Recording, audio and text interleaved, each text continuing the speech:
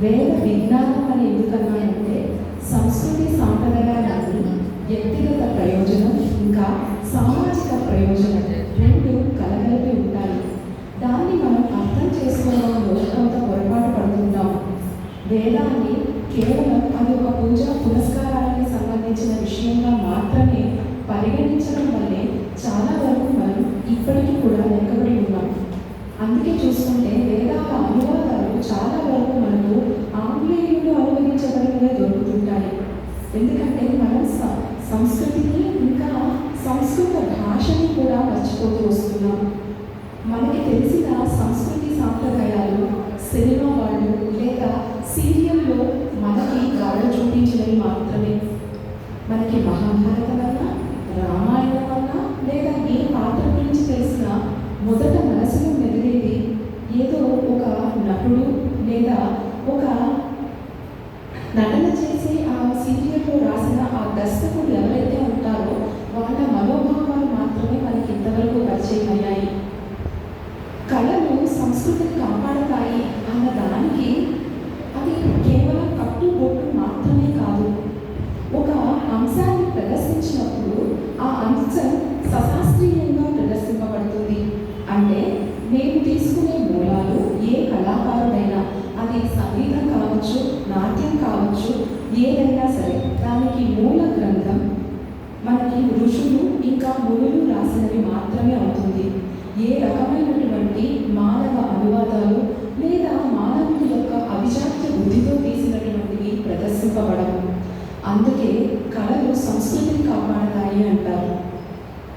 ఇప్పుడు ఈరోజు మనం మహాభారతాన్ని ఇంకా ద్రౌపది పాత్ర యొక్క ఔచిత్యాన్ని తెలుసుకుంటున్నాము. ఈనాటి ఈ సమాజంలో ఇవి రెండు తెలుసుకోవడం చాలా అవసరం. ఎందుకంటే మనం ఎప్పుడూ ఒక మాట వినే ఉంటాం, వింటే భారతమే వినాలి, తింటే గాలే తినాలి.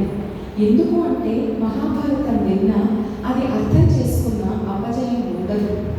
ఎందుకంటే అందులో ఎప్పుడు అడుగున ధర్మానికి అధర్మానికి, నీతికి అవినీతికి మధ్య పోరాటం జరుగుతూనే ఉంటుంది. అందులో ధర్మాన్ని పట్టుకొని ఎలా జీవితాన్ని గెలవాలి అన్న పాఠం మనం నేర్చుకుంటాము.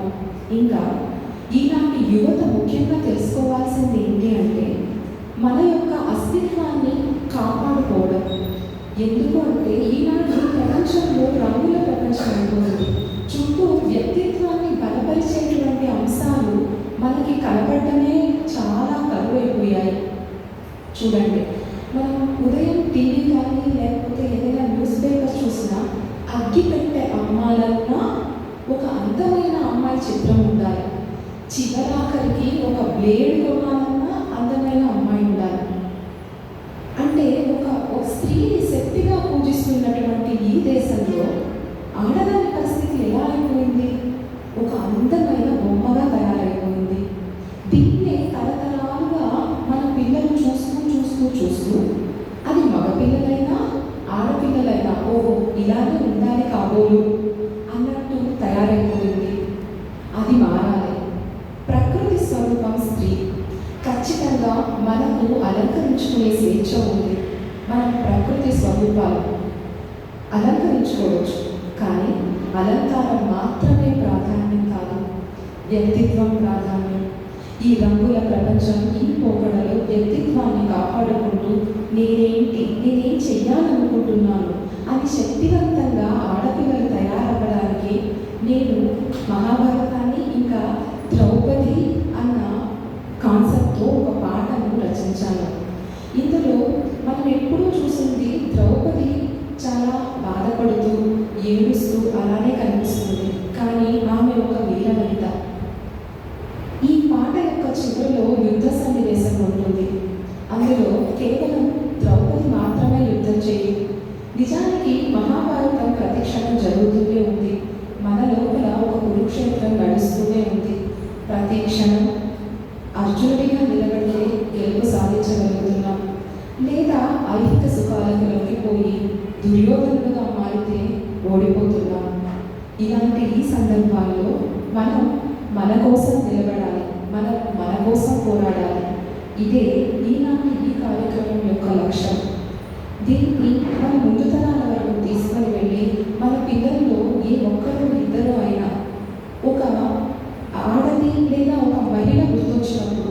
వీణ వాయిస్తూ లేకపోతే ఒక సంగీత కచేరీని చేస్తున్నటువంటి రూపం మాత్రమే మన ముందు మెదలకూడదు. కత్తి పట్టి తన కోసం తాను నిలబడి ప్రపంచాన్ని ఎదిరించగలిగే ఒక అద్భుతమైన శక్తిగా కనబడాలి. అదే ఈ కార్యక్రమం యొక్క లక్ష్యం. దీని ప్రస్తావన వచ్చినప్పుడు పెద్దలందరూ ఎంతో సహకరించారు, లేకపోతే ఇంత దూరం ప్రయాణం అసాధ్యం. అటువంటి పెద్దలందరినీ ఈరోజు ఆహ్వానించి ఈ కార్యక్రమం నిర్విఘ్నంగా సాగాలి అని కోరుకుంటూ జ్యోతి ప్రజ్వలన ప్రారంభిద్దాం. ముందుగా ఈ కార్యక్రమానికి ముఖ్య అతిథులైనటువంటి తులసినాథన్ సార్ గారు, ఆయన యొక్క సతీమణిని నేను ఆహ్వానిస్తున్నాను. అపర భాషా భగీరథులు. ఏ కళకైనా మనకి సాహిత్యం, భాష అవసరం. అటువంటి భాషను కాపాడడానికి భాషా యజ్ఞాన్ని చేస్తున్నటువంటి ఆ దంపతులకు స్వాగతం పలుకుదాం.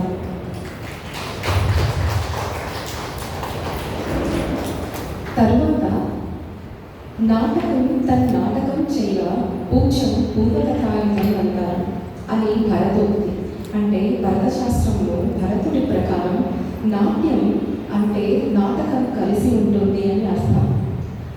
ఇటువంటి నాటక రంగంలో అనుభూతి నుండి, ఆయనకు ఎంతో అనుభవం ఉండి మనల్ని విశ్లేషించి మనందరం ఇంకా ఎక్కడెక్కడ మెరుగులు దిద్దుకోగలం అని మార్గదర్శకం చూపించడానికి ఆనందరావు దీపక్ సార్ గారిని ఆహ్వానిస్తున్నాను.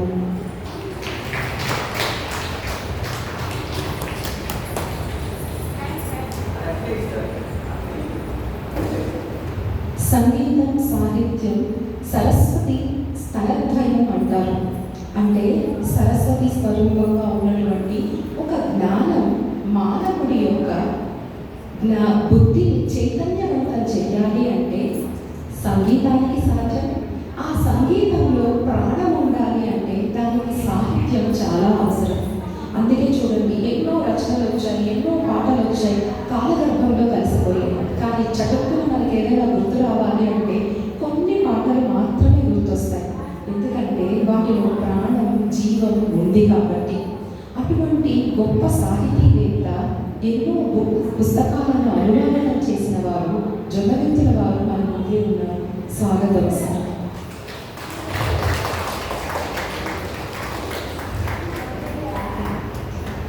ఇంతకు ముందే చెప్పినట్టు నాట్యశాస్త్ర ఆవిర్భావంలో కూడా మన యొక్క వేద సంస్కృతిని, ఆధ్యాత్మికతను మనం వేరు చేసి చూడలేము. అది సంగీతమైనా లేకపోతే నాట్యమైనా సరే, ఆధ్యాత్మికత ఉంటేనే దానికి ప్రాణం, జీవం.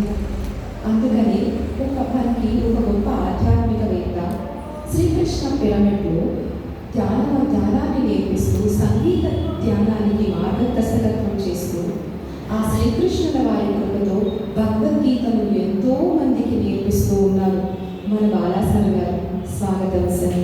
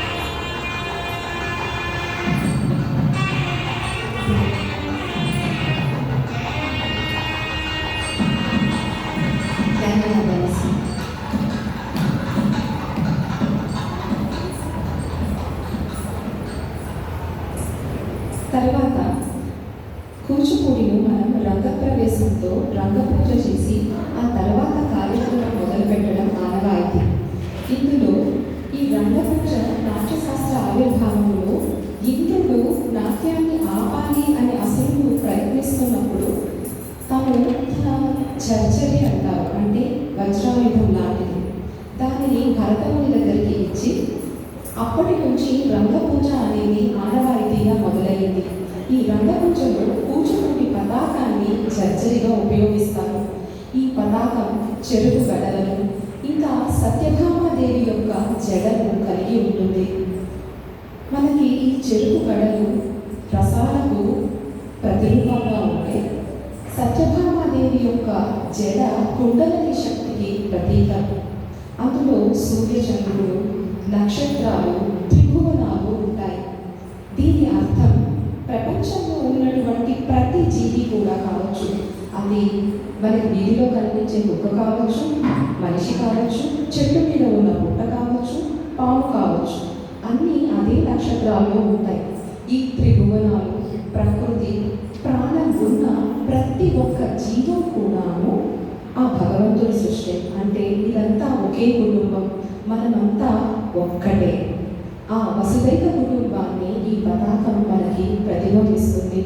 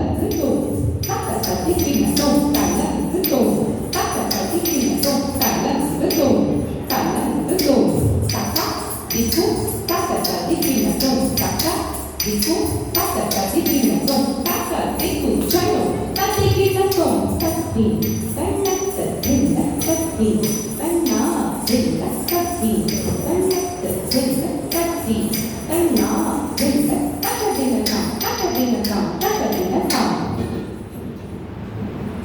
విష్ణు శక్తి సముత్పన్నే చిత్రవర్ణే మహీతలే అనేక రత్న సంపన్నే భూమి దేవి నమోస్తుతే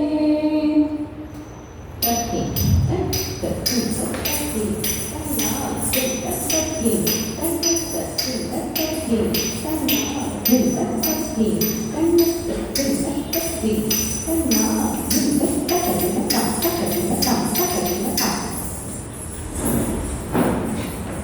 సముద్రవసనే దేవి పర్వతస్థలమండలే నాట్యం కరిష్య భూదేవి పాదఘాతం క్షమస్వ మే కటీకర్ణ సమాయత్ర పూర్వరాం సతిరస్తరా సమున్నతమురశ్చైవ సౌష్ఠవం నామ తద్భవే ప్రాయేణ కరణే కాయో వామో వక్షస్థితః కరః చరణశ్చారుగశ్చాపి దక్షిణస్తు భవేత్ కరః తత్తి తత్తి తత్తి కన్నా దిన తత్తి కన్నా తత్తి కటరిన కటరిన కటరిన